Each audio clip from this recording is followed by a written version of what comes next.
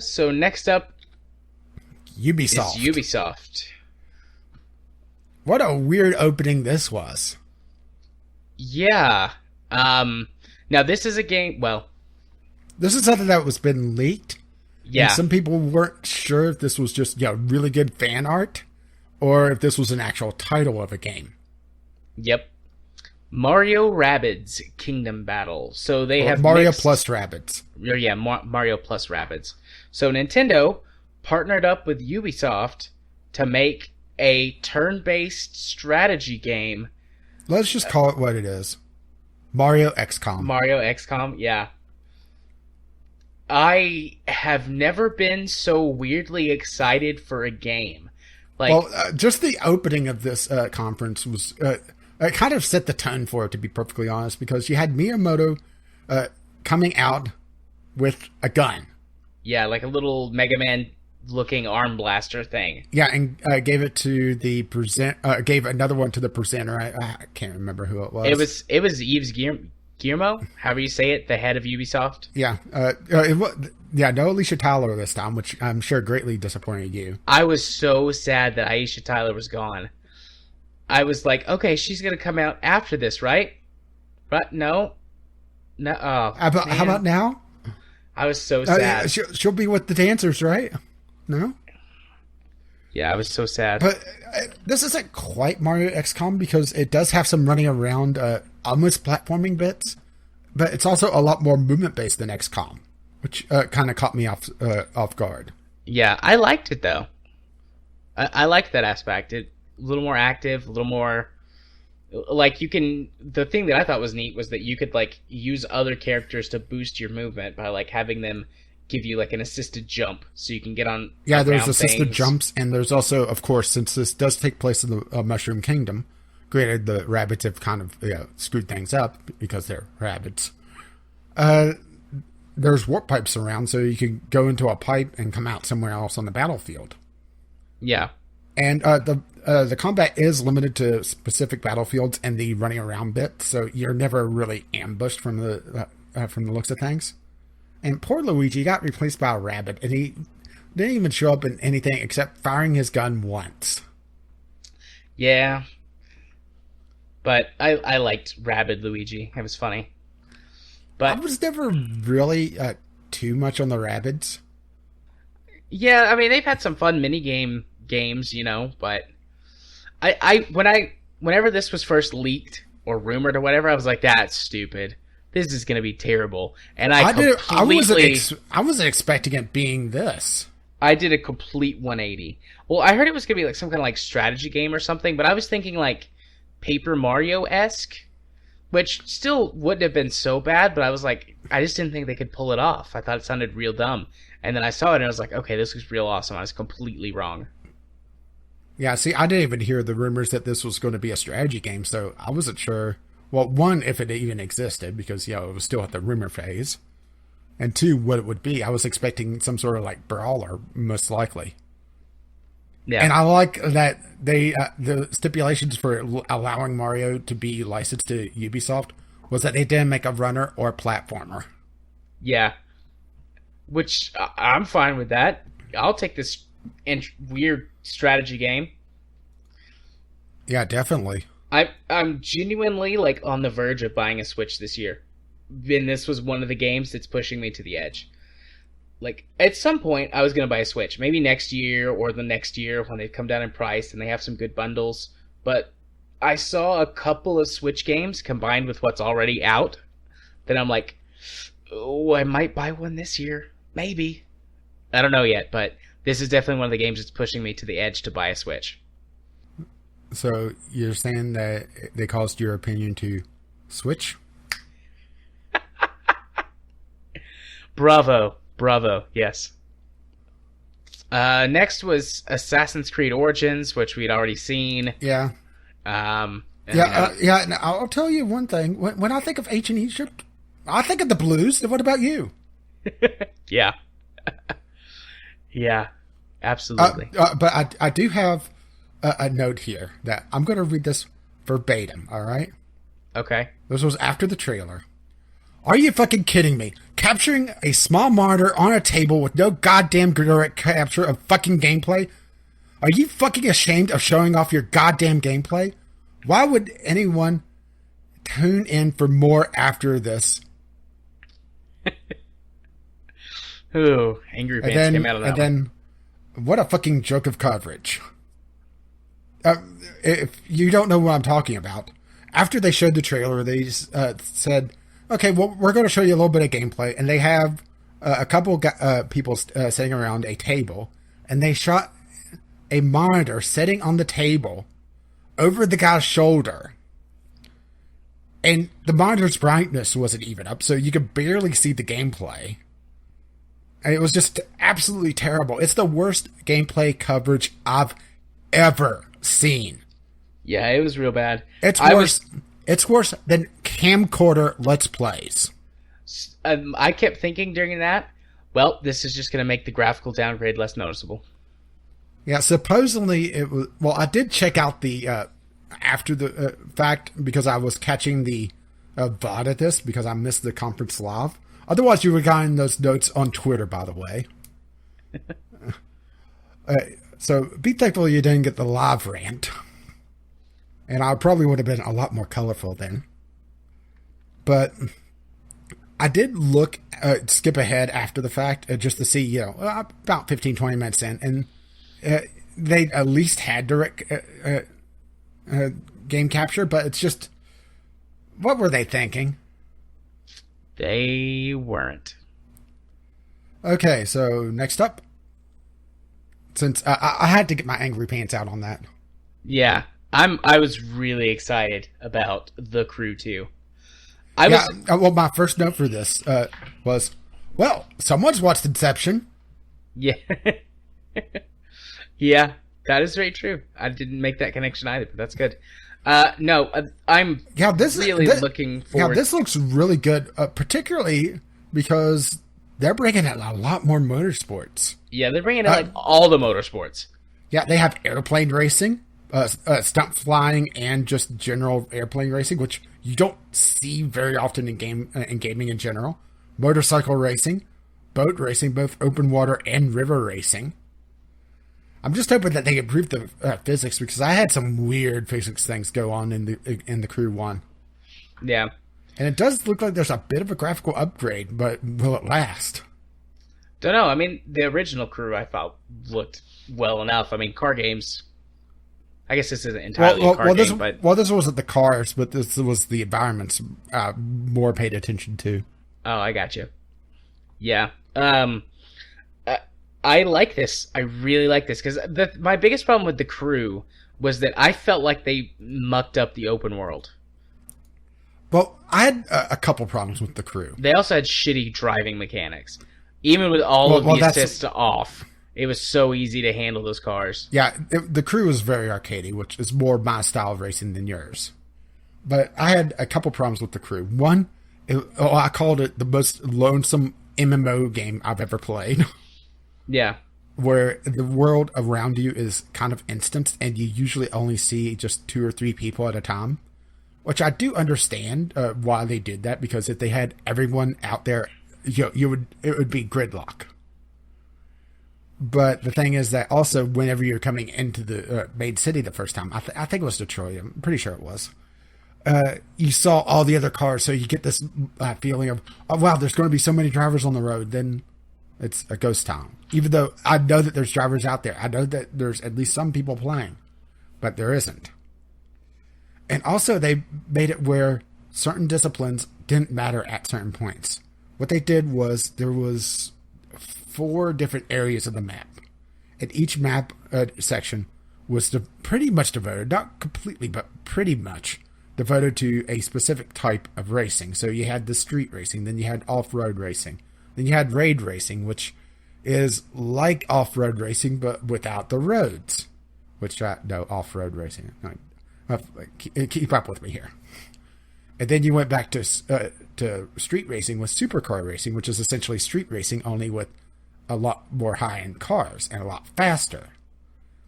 But once you got to the West Coast, where the supercar racing was, your normal street racing cars pretty much didn't matter. for the most part. There's a couple instances where that wasn't quite the case.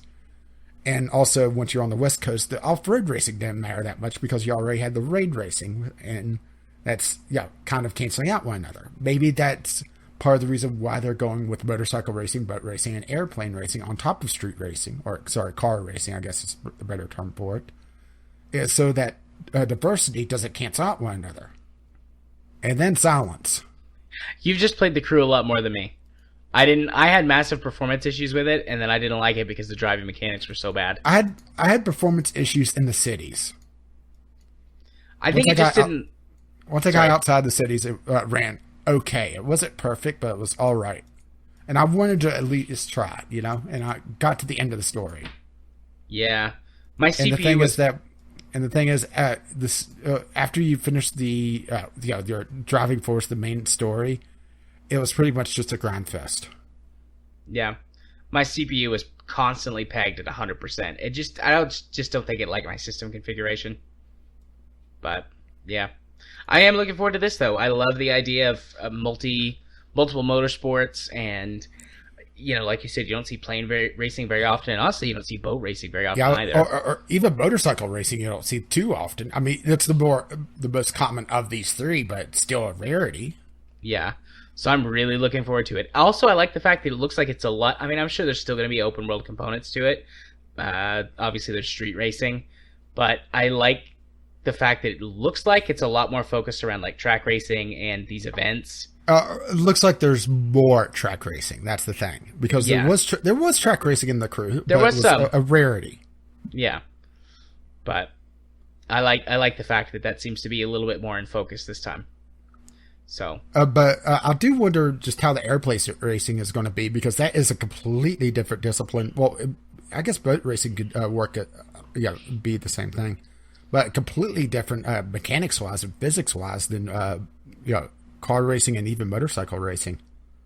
Yeah, I suppose we'll find out soon enough. I assume everything's going to be very arcadey though. This is not going to be a sim. No, and I can live with that. I think just the additional diversity and a little bit more focus on track racing, I think would do it for me. We'll see. I signed up for the beta. Yeah, I did too. Okay, so South Park, The Shattered Blood Hole. Yeah, I don't really care about South Park. I enjoyed the Stick of Truth, and this looks like it's going to be a lot of fun and a lot deeper combat, which combat in the Stick of Truth was very shallow. And it looks like they're having a lot of fun with the Marvel versus DC thing that's been going on lately. Yeah. And I think that's going to be the big thing, is the humor in this game. I mean, you have Timmy as essentially Professor X. Yeah. Which I thought was funny. I thought the trailer was funny, and I'm sure that the game is going to be good and funny. I don't really care for South Park very much, which we've had this discussion before, so. Yeah, and if it's anything like the Stick of Truth, it's also going to be very short for an RPG. But it's also more of a focused experience, so yeah. Transference. One mindfuck of a trailer. Yeah, I called this game VR Frodo because of Elijah Wood. Yeah, this is a VR game. Not a lot of info given. 2018 release date. Spring 2018. Yeah, based on the trailer, I would assume it's some kind of VR psychological horror game. But yeah, I mean, we'll see. They might do something weird with it or surprise you or whatever. Don't know. All right, and this is the next one is the one I took the most notes on, actually. Skull and Bones. Yeah, it looks really good. I feel like what they did was they took the ship mechanics from Assassin's Creed Black Flag and made an entire game out of that. Yeah, and I'm okay with that. Yeah, it looks like it's mostly multiplayer based, team PvP mostly, with probably some modes that are single player. They did say that there's an offline single-player component, but they didn't really say all that much to it about it, so I'm going to assume that it's going to be like For Honor and going to be tacked on at best. It is interesting that it's in the Indian Ocean, though, because usually when you think of piracy, you think of the Caribbean. Yep, but I mean, one, there was piracy everywhere, and two, I mean, the Indian Ocean was originally one of the largest areas of shipping in the world until the New World got a lot larger, or a lot more populated. True, and Disney would probably get pissed if they ship pirates in the Caribbean. Probably. But yeah, it looks pretty swell. They've got different ship types and looks like different things. Yeah, it looked for them like to do. well, they talked about using the wind, using real sailing techniques, so with different ships with different strengths, and your control jumps around the ship depending on what you're doing. It's one player per ship. It's not like Air Buccaneers or Wings of Icarus, where it's a group of players on a single ship, or even like Sea of Thieves, where it's a group of players on a single ship. In this case, each player is essentially a ship with taking control of different elements of the ship to do different things. Yeah, which I think that'll be a strength because it will at least it'll allow more single player combat, or I should say non-group combat, and going into multiplayer by yourself. Yeah, and there is boarding action as well, and ramming. Prepare for ramming speed. Today is a good day to die. But then my cynicism kicks in. Looks very interesting. How they fuck it up? Because I do remember For Honor. Granted, they didn't mention For Honor at all. No, I'd say For Honor's dead at this point. It's got doesn't have some like DLC in the pipeline, but after that, it's done. Yeah, pretty much. I did like the little tease at the end with the Kraken. Yeah, I wonder if that's the single player. I'm not sure, and I'm not sure if I like having invincible pirate hunters come in to signal the end of the hunt, to try to chase people off. Having invincible enemies just doesn't seem very interesting to me, particularly depending on where they spawn on the map. Since you're using real sailing techniques, they could completely fuck you over. Yeah. And this doesn't even launch this year. This is fall 2018. Yep. So this is still very early as well. For it to be early, though, it looked pretty good. Although, I mean, they polished a lot of turrets for E3, so there's that whole. I mean, just look at For Honor. So next was Just Dance. Yeah, the live dancing was very more subdued this year. Yep, it was. But we did get a dancing animal, just one, but it was the bear. Yeah, I'm okay with that though. Dancing bear. Dancing panda bear. That, and also all the dancers also representing the PC Master Race with the RGB on them.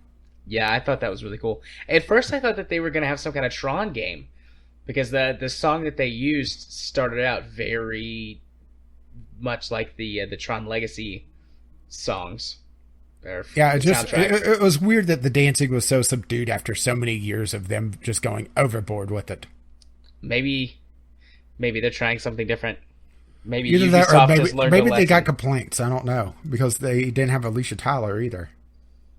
Yeah, I miss my silly dancing and Aisha Tyler. That's my girl right there. Okay, so South Park Phone Destroyer. Yep, don't care. Honestly, this looked like almost now I'm blanking on the mobile version of it, but almost Minion Masters, where it's a card-based lane game, just based on the UI that they briefly shown, where everything was being filled in, where it looked like cards. Yeah, and I do wonder how much they're going to make fun of themselves for being a mobile game. Probably a lot. I mean, if it's free, I might check it out. I didn't know. It probably will be, but they didn't say for sure, I don't think. I don't know. I kind of zoned out on this one. For being a mobile game or being South Park? Being South Park. Well, here's something that I kind of zoned out for, but I still took notes on. Starlink Battle for Atlas. I was really, really excited for this looks really good. Yeah, cute art style. Then it's collectible Lego. Yep, then the toys come out. Yeah, collectible Lego sort of starships that you can physically buy, or there's digital versions as well. So it's basically a sci-fi shipbuilding Sky Lancers. And it'll make a ton of money because it's going to be so expensive for parents to have kids play this game. And kids are going to absolutely love it because they're going to see the ships and see all the ship parts and buy this. It's going to be so expensive for me to play this game. Actually, I won't be. If it was coming to PC, I probably would get a digital version, but it's not. Yeah, it's coming to all consoles and not PC. Yep. Mostly likely because well, at least for the physical versions of the parts, it requires some sort of weird link, and you're snapping parts on and off of the ship. It looks very much like you're having to juggle through the controller and the little toy ship at the same time. Yeah. Which if I bought that, I would just drop it and break it immediately. Okay, Steep, Road to the Olympics. Which, a little shocked that Steep is getting a full expansion. Granted, they have had one DLC so far. I mean, I'd completely forgotten about Steep until this. Steep actually had a free weekend last weekend, so I played a little bit of it. Well, it's the Olympics, but it does add a lot of Winter Olympic events. I would say probably about a dozen from the looks of the trailer. It does stand in stark contrast to the Steep's first DLC, because Steep's first DLC, Winterfest, was very, very, very silly. To the point that there's costumes where you could be a inflatable dinosaur skiing. All right, Steep just got a lot more interesting to me. And I'm not joking. You know how the kind of cartoony dinosaur costumes that's inflatable with the fans? Yeah. It has those. It has Yetis. It has superhero costumes. It's wonderfully silly. So you can see how it's kind of a contrast. But my big problem with Steep, with the little bit I played of it, well, that and the camera, which we'll talk more about that next week whenever I start riffing on Steep, is that you're very limited on the amount of just different events that you have. So this looks like it adds a lot of content that Steep needs. Sweet. All right. Well, next, Far Cry 5. Man, the way that they open that trailer, like the contrast between Amazing Grace and then like slowly working your way through the town into the church, like that was done so well. Like that gave me chills, because it was beautifully well contrasted. Like it was sung wonderfully, but just the imagery that went along with it, like especially being or growing up in like a Christian home, like the context and sort of what's like left over from my religious upbringing that's tied to that, like, man, they nailed it. I was really impressed with that. The rest of the demonstration and everything, it was pretty much what I expected, really. Yeah, it was pretty much just like more Far Cry. They've added that you can always have like a companion with you, like an AI partner, which is nice. Yeah, they showed a few different ones, and they did have someone stand in a water tower. They did. And one of the companions is a dog that could go grab guns for you as well. Yeah, that was one of my notes. A dog that brings you guns? Exclamation point, smiley face. Let me know when the dog can shoot the gun. And then one of the other notes I took was, yeah, run that bitch over with a combine harvester. Yeah, dangerous farm vehicles. Which I haven't seen done really well since GTA San Andreas. Yeah. So, I mean, it's... I do wonder if the airplanes are going to be fully controllable, because they did show it real quickly, but it was tough to tell if the player was in control or if it was like a cutscene turret section. Yeah. Unless it comes out and is broken, I mean, I'll probably buy and play Far Cry 5. The change in scenery and setting and everything, I think is like I said when we talked about the announcement, the first trailer announcement or whatever it was. Like, I feel like that's a really positive change, and it seems like that they have put a lot of time and effort into this, and they're not going to back down from it. So I'm really looking forward to the game just based on the setting alone. And one of my biggest problems that I've always had with the Far Cry series is that sometimes you just get overwhelmed or stuck, and it's nice to have a constant companion. Like, I know the last couple of Far Cry games have had co-op, but some co-op sections, but this... they said that it's full co-op. Yeah. So, looking forward to that.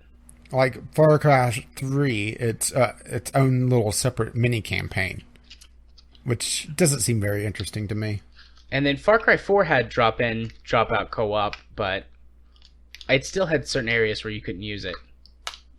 But they're advertising this, yes, full game co-op. And I would say this is the biggest surprise on the Ubisoft conference coming up. Yep. Beyond Good and Evil 2. Yeah, granted, no release date, so we're probably still several years away from seeing this released. Yeah, but that was a lot of effort they put into that trailer, which makes me think that they're actually serious about it this time. Yeah. And it took us this long for Wilhelm to die. Yeah. Yeah, I noticed the Wilhelm scream in the trailer. But yeah, and it's also a lot more of a mature game. Yeah, it was completely a cinematic CG trailer. Yeah. So no idea what the game's going to be like at all, but it looked completely different from the first one. Also, yes, much more mature. Yeah, and they need to start watching their fucking language. But yeah, let's see. No gameplay shown, no release date given. Set before Beyond Good and Evil, which makes this a prequel, which is interesting. Yep. And Space Monkey Program, you have my attention. Yeah. Which I never really played Beyond Good and Evil. I need to at some point. It's another one of those games that's been on my list to play for ages, and I just never gotten around to. Yeah, Beyond Good and Evil is a pretty good game. It's one of those games that has not aged very well, in my opinion. The story itself is great, and the whole idea behind what you're doing is great, but it's one of those games that suffered mechanically over the years. But this looks, I don't know. I was going to say this looks like something, but you just can't tell anything from this trailer. Yeah, this is definitely a thing. Yeah, it's definitely a thing. So yeah, that was the Ubisoft conference. Yeah, a lot more subdued this year than in previous years. Yeah, I think that, continuing with the theme of conference or people learning their lesson, I think Ubisoft has taken a lot of shit over the last few years for... especially their opening dance act. Well, that and hyping things up and going crazy, and this felt very, very subdued, and like they were trying to keep it a little more low-key. And I'm sad that they didn't do the silly dance act, and I'm sad that Aisha Tyler was gone. But you know what? I can actually get behind this conference. This was one of the better ones, in my opinion. Yeah, and which is saying something. Outside of Beyond Good and Evil 2, I think everything releases either before or within the next year. Yeah. Which, they didn't... That's something that we've also seen in a lot of conferences, is that you get a lot of games that show up year after year after year, at least in the past. And that doesn't really seem to be the case this year, outside of a few outside cases like Beyond Good and Evil. Yeah. Because I could easily see that popping up either next year or a year after, when it gets close to release. Yeah. So, yep, that was the Ubisoft conference. Not too shabby. Give me a timestamp, please, sir. 3:31:52. 3:31:52. Alrighty.